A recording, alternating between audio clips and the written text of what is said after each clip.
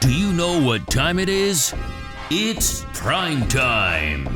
The official commissioner podcast of the Sim Madden League. Buckle up because it's gonna be lit. It's gonna be fire. Now, without further ado, here is SML legend Prime Time 000.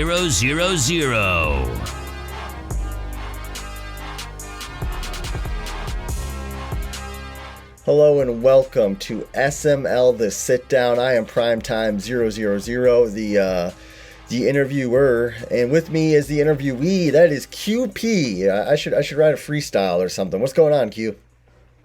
What's up, brother? Glad to finally be on this. Hey man, we've been plotting and planning, and I've left you high and dry, but here you are. So welcome. I'm with a couple contracts as well with some players, but hey, we won't mention that on there. Well, you're on, hey, you're supposed to be on the hot seat here, so let's make sure that stays that way. First question on the sit down, QP, new guy. You went by that for a while. What's the story behind your username? It's actually my name. So my first name is Quentin, and my last name is Pio, P-I-O. A lot of people say it's Pio. So I just kept it simple, short and sweet. Basketball number all my life was 24 for the most part. Obviously, Mamba for life, 24. So that's where the number comes right behind that. Pierce is my middle name, so I think that's my actual. I think it's Q Pierce 24. So Pierce is my middle name. A little bit smoother off the tongue if you say it. So yeah, there you go. And when did you start playing Madden? Madden, probably 2004, I think. I was Mike Vick on the cover, right? Probably 2004, but I actually was into NFL 2K5 a lot more than Madden. One of those guys, huh? It felt a lot more realistic. You know, in Madden back in the day when you dove, you could dive 10 yards and get your guy. And so Madden, I mean, in 2K5, it's who has the fastest thumbs, who could tap the sprint a little bit faster. Yeah. The tackles felt more realistic, so I was definitely into that back then. So you, do you think 2K could put Madden out of business if they got back into it? Probably not anymore because the 2K basketball games are so bad. I was heavy into 2K basketball as well, but now the games, they get worse and worse in my opinion. I mean, EA is not doing any better. Madden's not doing any better with this, but I would like to see a 2K game just to see how it would be. I mean, you never know how they could construct the graphics. How they maybe obviously you could always add. Back then they had a better off-season program. You could put guys in like different thing. You could give them a hot bath or something. Yeah. Something weird. I remember I had the Colt and I'd get Edgar and James like a sauna to make them feel better and like. So just better in just little things. Yes, sending Tom Brady to the same massage parlor as Robert Kraft. Yeah. So go well for Deshaun Watson anymore. Yes. Yeah. So you how many hours would you say you put into Madden? That's kind of a hot button topic. Is hours. I don't even know how to check, but I should. I would say back before SML, I cut off Madden at about March or so. I was notorious for being in leagues that lasted about 2 seasons and then they would stop. But I used to be in about 5 leagues at a time at one point. I was running in like 5 leagues at a time.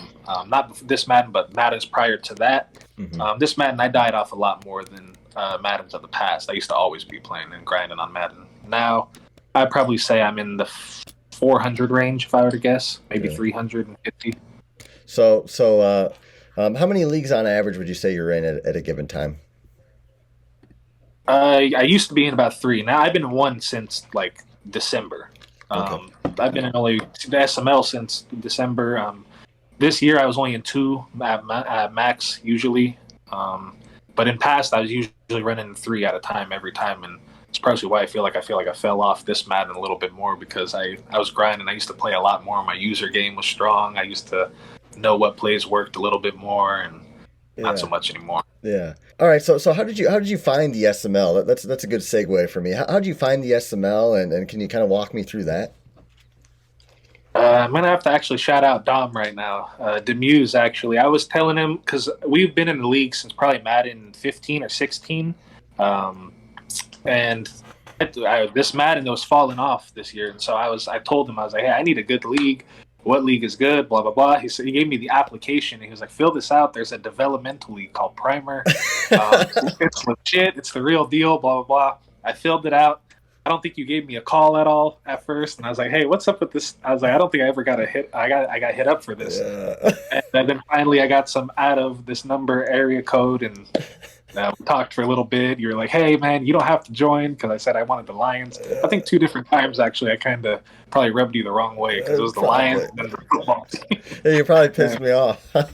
Yeah, I think you even said I think you hit me with the same line twice. But I think you're like, plenty of people want to join this league, man. So let me know. And I was like, you know what, get me in there. And, so I was in prime of games, and then I got the call up, and it made the Muse really mad. There you go. So still rub it into this day. That's funny. So did you? What was your primer experience like? I guess what was that like? Easier. I had the Lions, and I was 9-2. I with Matthew Stafford, I remember I had like 23 touchdowns and only like 6 interceptions. So my passing game was way better in there as well. Yeah. But it was overall good. It was nothing like SML. Obviously, SML is a very good league, and the activity obviously is a lot more in SML. It's literally daily. And it's conversations from, obviously all of our daily lives to football to the league. So I'd say Primer is it's definitely a good league. It's still actually a really well-ran league as well. Mm-hmm. Shout out to Mike and Grams and all those guys. Yes. Still a really good league, better than probably most as well. And it's definitely a good way for the Primer guys to kind of see how it is to some degree before they get into the SML. Yeah. And what was the SML experience like was it what you expected it to be, or was there any major differences, or how's that kind of played out for you? The comp level was a lot better than I expected. I thought that it was going to be I thought it was going to be kind of like where it's 3 top dogs and then the rest are kind of, below average. But it's not that at all.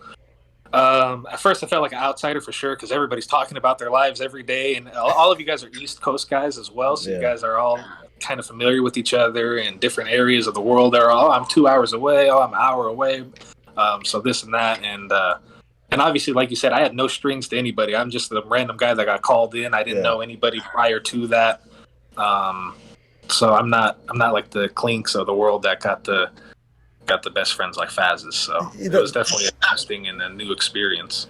That leads me to my next question. Actually, it seems like there's a bromance between you and D Muse. Can you walk me through that little magic you guys got going on together? Yeah, again, it comes back to probably the only guy that I know from Primer, or the SML. Mm-hmm. So that's probably, I first came to that. Then we always played again in like 3 different leagues at one point, 2 different leagues at one point together, from Madden 15 all the way till now.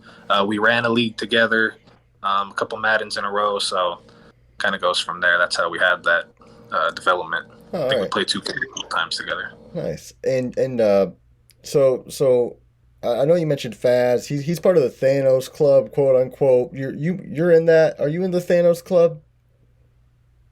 Yeah, I'm in there. One day he just signed me up, and I didn't dispute it at all. I didn't do the RD. I didn't play my cards. I didn't say, hey, I'll listen to offers from other places. And I accepted my role, and he put me in second right away, and he keeps whooping my ass. I tried to challenge him for first at one point. He just keeps beating. He's got my number right now. Edit that out, too. I'm kidding. But so that's how I kind of got in there. I don't play NHL or anything else, so I'm kind of in there by default, and hoping that they still embrace me after this Madden. Is Faz overrated? I don't know. I don't think he's overrated because he has an X Factor running back that's really good. But the thing he's not overrated for is his stick skills are pretty good. Like he's got this hesitation move. He's got some jukes that he does. He does things that other people can't do, I don't think. Mm-hmm. Passing game is pretty solid. Actually really good, I would say. Do you think he's overrated? I don't think he's overrated, but I don't think he's overrated? 15-1. I don't think he's 15-1. Okay. I think that he is 13-3. But I can't talk because he keeps beating me by 14 or more every game. I think that he's a really good player for this Madden. I can't wait to see what he does with the Jags and or whoever he gets in Madden 22. What's your thoughts on Bomber? Bomber's a really good defender. His offense, I don't think his passing. I think he's not a very good passer. But I didn't pass against him either, so I can't talk about it. But his defense is probably top notch, one of the best, in my opinion. The way that his edges, he can get the edges, he secures the edges like no other team. I don't know how to do it, and he told me it's just his players. It's Khalil Mack and Miles Jack or something like that. So you think Bomber's overrated? I don't think Bomber's overrated. I think Bomber's defense is actually the best. I think Bomber's defense can have him beat anybody, to be honest, because he can hold people to 17, and all he's got to do is score 21. If he can get 21, he can beat anybody. What's your get 17, beat anybody. What's your thoughts on Pastor Dan? I think he's pretty good. Pretty good. I saw. Well, he just. It's like what everybody says. He doesn't really make a lot of mistakes, and he takes what you get. He has no problem doing the check downs and those little hitch routes with his wide receivers. And then he had the development, he had the defense that he could stop people, like everybody says, running a 3-down line, similar to what I do. I have Chase Young and Ioannidis and these guys, so I can run 3-down linemen a lot of the game. His defense is probably a little bit better, obviously. Another guy that I'd say is pretty good. I think all three are actually really good. I don't think they're overrated. Yeah. I just think that they're not 14. I think 14-2 every single season is really hard to do, and I think that we have a couple guys that can do it kind of easily. Who's the best? Oh, the GOAT, Prime. Oh yeah, that's a cheap way out. Outside of me. Yeah. No, it's actually, I would say probably Faz, to be honest. Faz is actually. I don't think he's overrated. It's just hard to go 15-1, 14-2. He dominates his division every year, so nobody challenges him because he dominates 8 games a season by 21 or more. It feels like. So. Well, you see that division, right? Yeah, I've seen it. Man, this phone keeps dropping. I'll edit it. So who's somebody you would like to put a smackdown on? You just would just bend him over and kill him if you could. Probably Faz if I could, because how bad he beats me. He owns me right now. He's got like 3-1 on me right now in the matchup. Also, I'd like to beat Meats a lot because I don't know, something about if I beat Meats, he kind of gets different in the chat. He talks different and on the stream, and so I kind of like that as well. Yeah. But obviously, one of the top dogs to give a beat down to would be nice because that's where you get the most recognition. If you beat down a guy that you're expected to beat down, it's more like you get a cool meme or something like that, but you don't get the recognition you want. Yeah, and you first joined the league. You kind of took the league by storm. I think like your second or third game, you beat me, and you were playing well, and then you kind of plateaued. A lot of people are saying, hey, he's a great player, but he's never going to win a championship. What's it going to take for you to get to the next level and kind of put that respect on your name?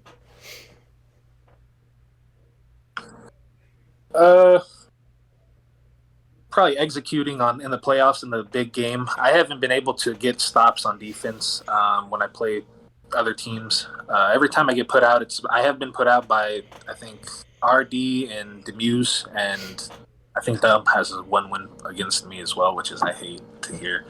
I think also having an X-Factor running back. I've never had an X-Factor running back. The first year I had Aaron Jones. He was actually nothing. I actually developed into a superstar. The second year he was 30, so I didn't want to really play him as much when I did get him that superstar. I think having an X-Factor running back would really help me because then I could actually stick to ground and pound. I like to air it out. I'm like a Brett Favre. Naturally, I'm a gunslinger.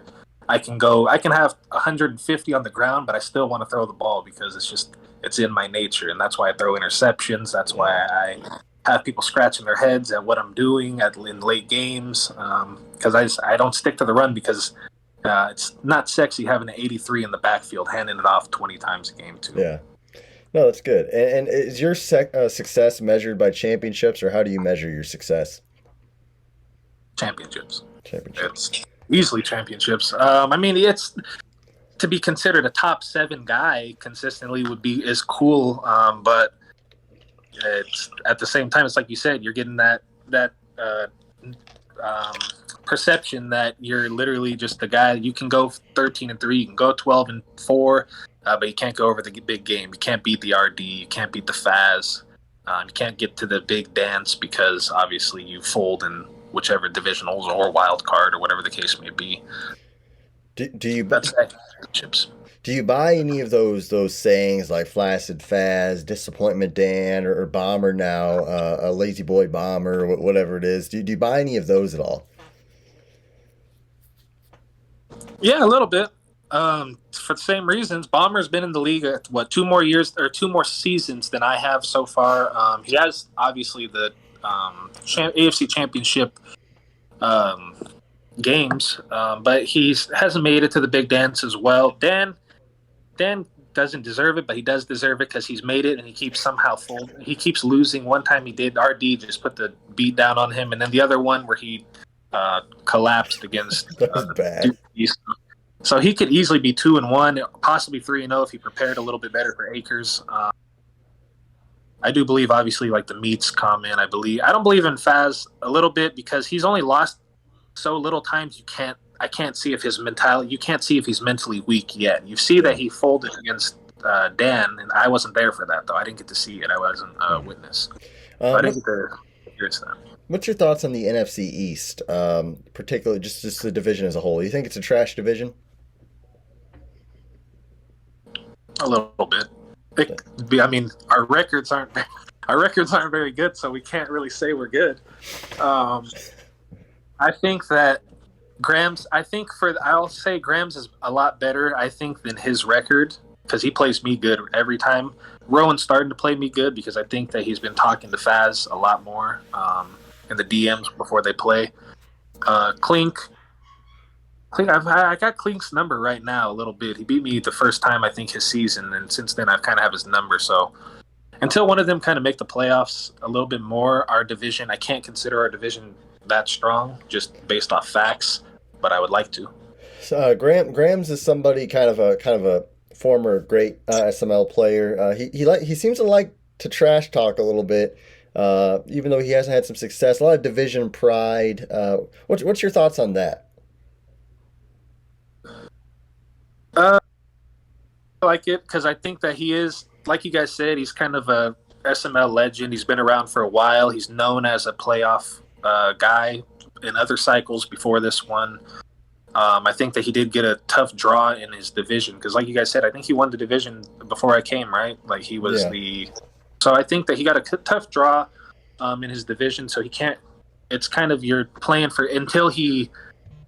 I don't know. Until he sweeps me both times, he's kind of playing for second as of right now. So it's kind of hard for him to make that playoffs because then you got to beat out RD and Dump and Meats, one of those guys in the wild card spot. So you can't really. I don't know. I think it just makes it pretty difficult for him to get a playoff recognition with those NFC West teams right there until he takes the NFC East first spot. Yeah, no, I agree. And you started off kind of slow this season, and you picked it up. What do you attribute that to? A little bit of unlucky breaks in the beginning. My defense was horrible. I think I was actually 30th for a while. I was 30th for the first 6 weeks. I think my pass defense was 31st. So my defense, most importantly, has picked it up mainly. If you look at my games on offense, my offense was probably better in those games that I was losing. I was putting up some pretty good numbers in losses. So passing defense mainly. I'm not getting into 3rd and 1s and 3rd and 2s as often. I'm getting into 3rd and 6, 3rd and 7, and by passing, I'm getting off the field a little bit more. So do you think you have a legitimate shot to win a championship this season? Depending on seeding, how it goes, yeah. If I get past the wild card and into divisionals, and I like the matchup. I'm not going to comment yet who I would like to see, but if I like the matchup... Who would you like to see? Who do you want to see? Give it to us. Come on.